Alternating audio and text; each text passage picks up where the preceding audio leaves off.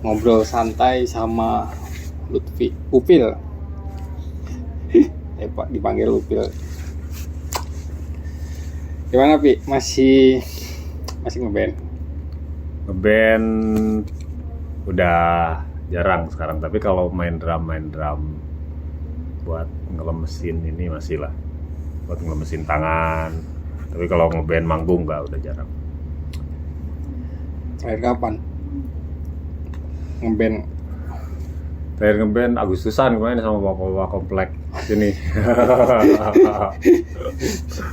Jadi teman-teman, Lutfi banyak menulis puisi tapi ngeband, terus ngebandnya sama bapak-bapak komplek. Dulu sukanya bawain lagu siapa sih, Vi?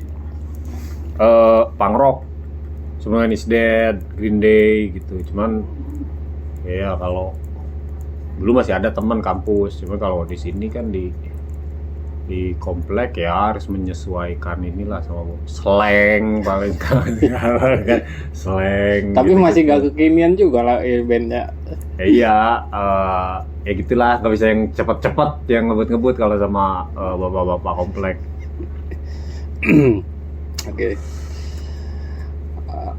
Dari ngeband ke puisi, gimana ceritanya? Sebenarnya dari puisi dulu, Fred. Dari puisi dulu ke distrak ngeband. Tapi masih sih kalau ke musik sebenarnya ke sastra dulu. Udah dari SMP lah. Dari SMP, SMA tuh SMP juga udah mulai ngeband. SMA ini makin sering. Cuman puisi nggak ditinggalkan. Masih jadi apa, masih jadi, kalau dulu belum kepikiran buat nulis serius kayak sekarang ya, masih suka aja gitu, kegemaran lah, hobi gitu. Musik juga kalau musik fungsinya sekarang ya itu hobi, tapi kalau nulis ya ya jadi serius lah, walaupun nggak bisa dibilang profesional juga ya, ya cuman kalau nulis masih terus sekarang, masih inilah diseriuskan kalau nulis. Kalau ngeband nggak, hobi aja. Ngeband gak diseriuskan. Emang dulu cita-citanya apa sih, Bi? waktu sekolah? Dulu kan udah sejak SMP, kalau hitungan cita-cita anak SD mah itu inilah apa, cita-cita celetukan gitu aja. Tapi pas SMP agak udah mulai ini, udah dari kecil Fred pengen nulis. Waktu itu ketemu SMP itu bukunya Sumanjaya, aku itu kan apa sih dulu rame-ramenya Ada Apa Dengan Cinta kan. Ya. Rangga baca itu kan, aku baca itu, wah ada ya ini ya, orang kayak Hairil Anwar. Dari situ juga udah pengen nulis. Nah mulai nulis, tapi belum kepikiran wah jadi penulis nih gini-gini. Cuman masih kayak apa ya, wah keren nih kayaknya kalau kayak Hairil gitu. Cuman serius-seriusnya ya SMA tuh udah mulai baca serius,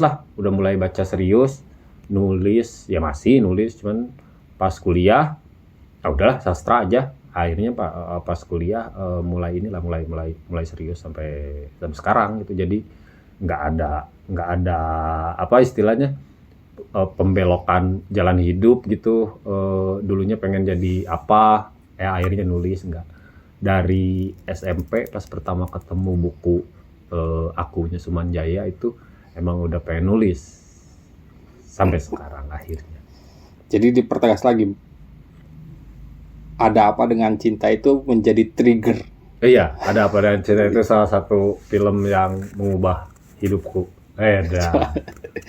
Aktornya Nicholas Saputra ya dulu ya. Iya. Nicholas Saputra, Dian Sastro.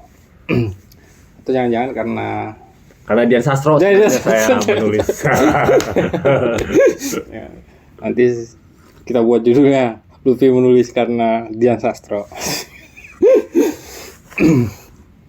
Aktivitas sehari-hari selain nulis sekarang apa Pi? Bapak rumah tangga, Fred. Karena keluargaku itu keluarga yang mempraktikkan feminisme gitu. Jadi perempuan boleh bekerja, istri saya kerja, saya ngurus rumah, ngurus anak, masak, nyuci enggak sih, masih sama istri. Jadi ya sehari-hari ngurus anak, bapak rumah tangga lah. Di samping nulis gitu ya, di samping nulis, nerjemahin juga nganggur lah, Fred. Pengangguran lah. Pengangguran, banyak job sebenarnya. Buat yang nonton mungkin belum banyak yang tahu bahwa Lutfi Martiansa penulis puisi ya udah banyak lah dikenal di kalangan penulis sastra, entah itu di Jawa Barat ataupun nasional kalangan. Apalagi di Jawa Barat kemarin menang penghargaan apa? Anugerah Kawistara. Tahun kemarin apa 2 tahun yang lalu? 2022. 3 tahun yang lalu gitu. Ya. Kawistara. Itu waktu itu udah ada karya pertama ya? Iya, itu buku puisi pertama sebelum yang ini. Nah, ini buku puisi yang kedua, Cermin Bercecabang. Ini judulnya unik, Cermin Bercecabang. Ya, kayak kosakata gegara atau tiba. Sebelum saya minta jelasin bagaimana proses ini terbit, coba jelasin dulu ke penonton kenapa pilih kosakata bercecabang. Kayak kalau orang awam kata tertiba gegara itu kan masih belum familiar ya. Kenapa pilih bercecabang? Ya, lazimnya kan bercabang kan? Ya. Bercabang gitu. Kenapa dipakainya bercecabang? Karena cabang yang banyak gitu, Bren. Misalnya jamak gitu. Ini pohon misalnya terus ada cabang dua gitu kan. Nah kalau kenapa dipilih bercecabang? Karena ingin menggambar cabangnya banyak gitu. Harusnya memang karena kan enggak kurang padat kalau misalnya cermin bercabang banyak, misalnya cermin bercabang gitu ya. Kata bercabang itu memang menggambarkan sesuatu yang jamak gitu, ada percabangan lebih dari satu tapi tidak terlalu banyak juga gitu. Akhirnya dipakai bercecabang untuk menggambarkan cabang yang banyak sekali gitu. Ya ini sesuatu yang menarik sebenarnya ya. Kalau banyak cabang, kalau kita menggunakan kosakata bercabang itu tidak jamak ya memang, tapi kebanyakan pohon itu harusnya bercabang-cabang gitu. Bercabang-cabang. Kecuali pohon kelapa gitu ya. Kalau pakai bercabang-cabang, nah misalnya bercabang-cabang juga cabangnya banyak gitu, tapi kurang padat buat judul apa gitu. Cermin bercabang-cabang gitu. Jadi itu kan cermin 1, bercabang 2, cabang 3 gitu. Bercermin bercabang-cabang. Kalau ini kan lebih padat ya. Cermin bercabang 2 kata gitu.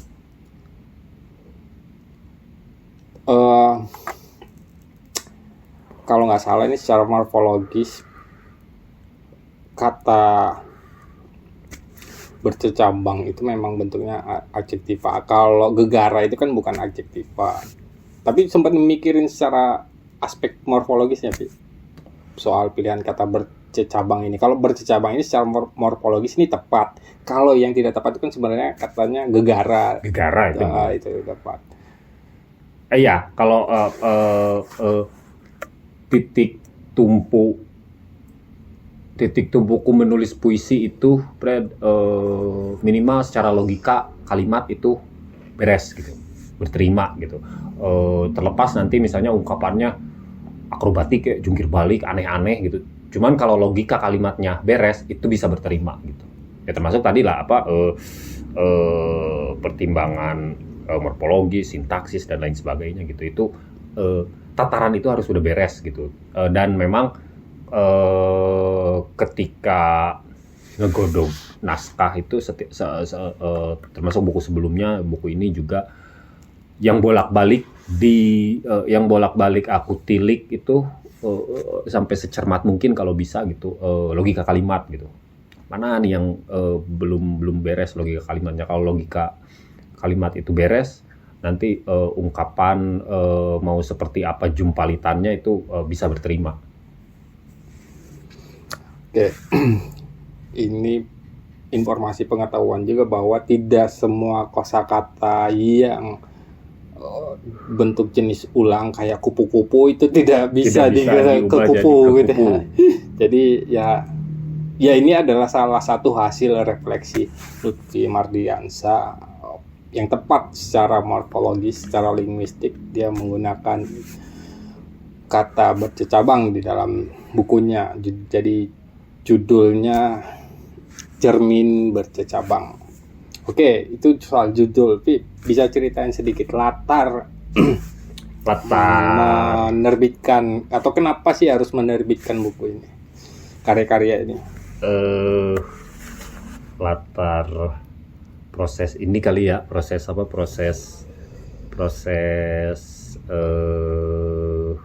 dari mulai pengumpulan puisi ini kayak gitu kali ya. Iya, kenapa harus dikumpulkan dan pilihannya kenapa yang ada di buku ini? Mungkin masih banyak lagi lah yang nonton juga percaya bahwa seorang Lutfi Mardiansyah itu pasti banyak karya-karya puisinya. Cuman kenapa hanya sebegini, kan itu kan soal seleksi. Nah, coba. Kalau ini pada sebenarnya ini naskah ini puisi yang kurang lebih merangkum 5 tahun dari tahun 2020 sampai 25 lah. Tadinya ini tuh mau judul awalnya itu gak akan Cermin Bercecabang, tapi Babel dan Bahasa Kedua. Kenapa itu nggak jadi Babel? Tadinya buku itu aku pengen bikin satu kumpulan puisi yang bicara, yang isinya itu tentang satu sosok. Aku pengen nulis tentang Jorge Luis Borges. Waktu itu lagi pandemi tahun berapa ya? 2020. Iya, sekitaran itulah 2020 Lebaran. Aku waktu itu bagian mudik ke kampung istriku di Bengkulu. Di Bengkulu kami ke sana, aku, istri sama anak kan. Nah waktu itu tadinya niatnya setelah Lebaran itu mau nyantai dulu di sana 1 bulan, habis itu pulang. Tapi waktu itu kasus lonjak tuh, Fred. Setelah Lebaran itu karena ya mudik dan lain sebagainya kan. Kami nggak bisa pulang, ketahan gara-gara anak kami tuh belum cukup umur waktu itu. Akhirnya molornya tuh sampai 1/2 tahun, Fred, di sana. Sampai 1/2 tahun kurang lebih nggak bisa pulang ke Bandung. Nah, waktu itu ada sayembara naskah puisi, sayembara manuskrip puisi. Aku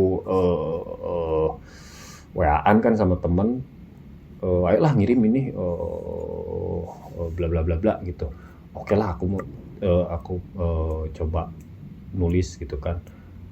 Sebenarnya ada waktu itu sebenarnya enggak sampai sekarang juga sih, ada 2 tokoh yang ingin sekali aku bikin puisi-puisinya gitu, khususnya dalam bentuk satu buku gitu.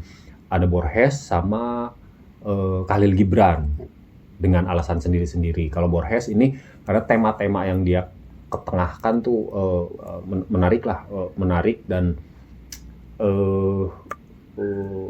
apa ya, katakan berat gitu, berat, tinggi gitu, temanya kayak ketakterhinggaan gitu, identitas, penggandaan identitas, kayak gitulah.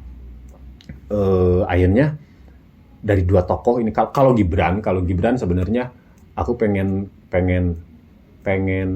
nulis tentang Gibran karena ada masa di mana sosok Gibran yang agung itu terdegradasi lah gitu, jadi kayak kalau Khalil Gibran pasti cinta-cintaan, romantisan kayak gitulah. Padahal kan Gibran dengan karya-karyanya, dengan filsafat-filsafatnya itu nggak sedangkal itu gitu, nggak melulu ngomong soal cinta romantik lah istilahnya gitu. Jadi aku tuh pengen bikin satu buku yang isinya semua tentang kehidupan Gibran, karya-karya Gibran, pandangan-pandangan Gibran gitu. Cuman kayaknya kalau untuk itu belum siap deh, kayaknya ada beberapa referensi yang belum aku punya, ada yang belum aku baca dan lain sebagainya, belum aku dalami. Nah waktu itu akhirnya aku pilih Borges. Nah nulis bikin satu buku tentang Borges gitu, tentang karya-karya dia. Aku baca karya dia, terus bentuk tanggapannya aku nulis puisi, aku baca biografinya, bentuk tanggapannya aku nulis puisi. Pokoknya itu puisi semua tentang Borges. Model kalau GM tuh dia bikin satu buku puisi khusus buat Don Quixote gitu kan. Nah aku pengen bikin modelnya kayak gitulah. Cuman kalau ini tentang Borges. Waktu itu proses kreatifnya gini, Fred, karena rumah istriku di Bengkulu itu, di Bengkulunya deket sama ini kawasan Pantai Panjang. Pantai Panjang. Wah enak kan, ke pantai, memandang ombak, menulis sajak, gitu kan. Nah tiap pagi nih, tiap jam 6 aku suruh istriku nganterin ke pantai. Bonceng tuh aku pakai motor, ditinggalin di situ, dia balik lagi. Pagi-pagi itulah jam 5:30, jam 6 gitu. Warung pinggir situ juga belum banyak yang buka, cuman ada satu yang buka. Nah aku nongkrong terus di sana. Ya kalau pagi juga kan ombak masih jauh tuh, masih dekat ke ini. Surut berarti. Pasang atau surut itu? Kalau jauh surut. Iya. Jadi duduk di pinggir pantai itu sambil ngetik di HP kan, ombak sampai kaki pasang, gitu kan, enak banget itu makanya. Nah tiap pagi itu gitu, dianterin istri ke Pantai Panjang, ditinggalin, dia nanti pulang, dijemput jam 12 gitu. Nah tiap hari itu kayak gitu, dan tiap hari pasti aku bawa 1 atau 2 puisi, bawa pulang 1 atau 2 puisi, ya minimal secara kasar lah ada, nanti diedit lagi kan gitu. Itu tiap hari sampai berapa hari pokoknya. Tapi terhenti di satu titik pas waktu itu keluarga di Bengkulu ada yang kena COVID, terus nyebar lah. Kena kami satu rumah, jadi harus isolasi, jadi nggak pergi lagi ke pantai. Keputuslah proses kreatif itu. Cuman si puisinya nih belum mencukupi waktu itu. Kalau nggak salah harus yang sayembara manuskrip puisi itu, kalau nggak salah harus 40 puisi atau harus 40 halaman gitu. Nah itu masih kurang. Sampai akhirnya aku nggak jadi ikut karena ya secara jumlah belum memadai. Cuman awalnya di situ puisi-puisi di sini yang sekarang ada di sini muncul itu di situ, puisi-puisi buat Borges. Akhirnya kondisi mulai membaik, kami pulang ke Bandung lagi, dan kayaknya aku kehabisan tenaga kalau harus eh, meneruskan naskah soal Borges ini. Dan ketika aku baca lagi beberapa puisi, ada yang kalau aku cenderung galak dan tega gitu terhadap karya sendiri. Pas aku yang naskah yang masih sejumlah kecil itu, aku baca lagi, anjir ini jelek, buang gitu. Anjir ini masih bisa dirapiin nih, aku simpen. Ada beberapa sajak yang akhirnya disatuin. Jadi jumlah yang kecil itu makin nyurut lagi, Fred. Makin sedikit lagi. Tadinya tuh, dan ada beberapa puisi baru juga aku tulis, tapi bukan tentang Borges. Akhirnya ini gimana ya? Tadinya kan si Babel dan bahasa kedua itu mau aku bikin konsepnya tuh jadi nanti ada 2 subjudul. Subjudul pertama Babel, subjudul kedua bahasa kedua. Babel itu puisi-puisi tentang Borges. Subjudul yang bahasa kedua itu tentang, aku kan selain nulis juga nerjemahin. Nah, bagaimana persentuhanku dengan karya-karya berbahasa asing, membawa karya bahasa asing itu dengan bahasa kedua ke dalam bahasa kita gitu.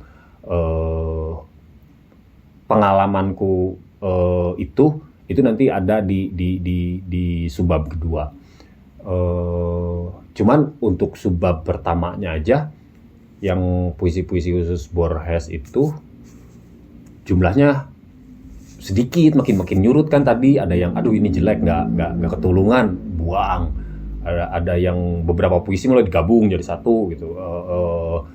Aduh jumlahnya makin kecil. Akhirnya aku ngelihat puisi-puisi baru yang bukan buat Borges gitu. Ada tema yang berulang gitu, yang soal cermin. Cermin ini salah satu tema yang sering muncul di karya-karya Borges gitu. Cermin sebagai instrumen penggandaan, cermin sebagai instrumen keterpecahan gitu, jadi ada bayangan, ada yang artifisial, ada yang asli gitu, itu terpecah gitu. Pokoknya rahasia cermin tuh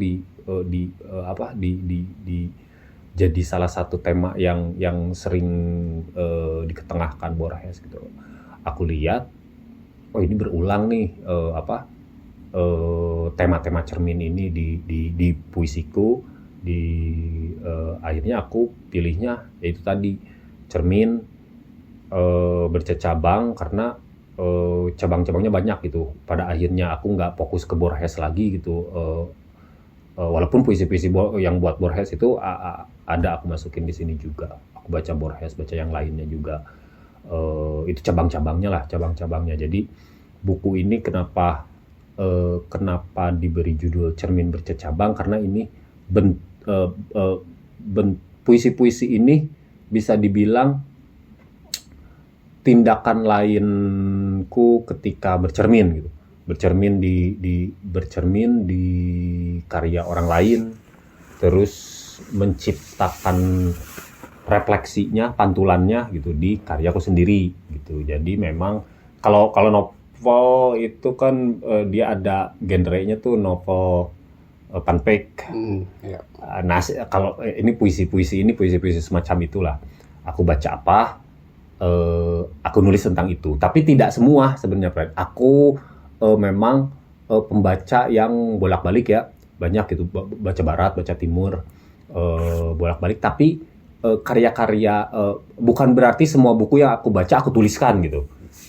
Dibikin puisi gitu. Karya-karya tertentu aja. Kalau misalnya semua buku yang aku baca aku bikin puisinya, tentu ini akan lebih tebal dari ini. Cuman ya itu tadi, memang ada buku yang dibaca tapi tidak meninggalkan kesan, ada buku yang dibaca meninggalkan kesan dan aku tulis, ada buku yang aku baca meninggalkan kesan, aku baca lagi kesannya makin nambah, Itu mau tidak mau memang harus dituliskan gitu. Bentuknya kurang lebih seperti itulah. Ini hasil bercermin itu di sana barangkali bersinonim dengan pembacaan gitu, pembacaan aku terhadap banyak teks gitu. Itu versi penulisnya, nanti interpretasi terserah mereka yang menonton. Oke. Jadi kalau Pram bilang karya itu adalah anak ya, anak, apakah anak itu juga bisa dianggap sebagai cermin? Ya itu bisa juga, tapi kembali lagi ke pembaca karena ada faktor yang namanya makna itu selalu dipengaruhi oleh kehidupan si pembacanya. Nanti kalau mau ngajak Lutfi Mardiansyah membahas puisi, lebih baik karya terbarunya ini Cermin Bercabang.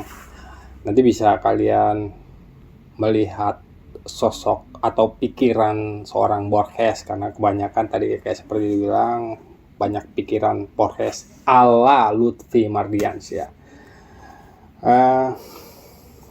Terakhir, Fik, ini mau atau pesan aja, pesan apa kayak ke pembaca soal buku ini, ke pembaca atau ke penonton podcast ini? Kalau pesan ke penonton sih sudah pasti beli bukunya, gitu kan pastinya. Tapi beli dapatnya di mana, Pi? Nanti bisa ya nanti ya di apa, Bret? Di sini begitu. Nah, gitu nanti bisa ya. Jangan lupa beli bukunya Lutfi Mardiansyah, karena wawasannya bukan cuman tokoh dari dalam negeri. Udah jelas kalau mau lihat Borges ada di buku ini. Wassalamualaikum warahmatullahi wabarakatuh.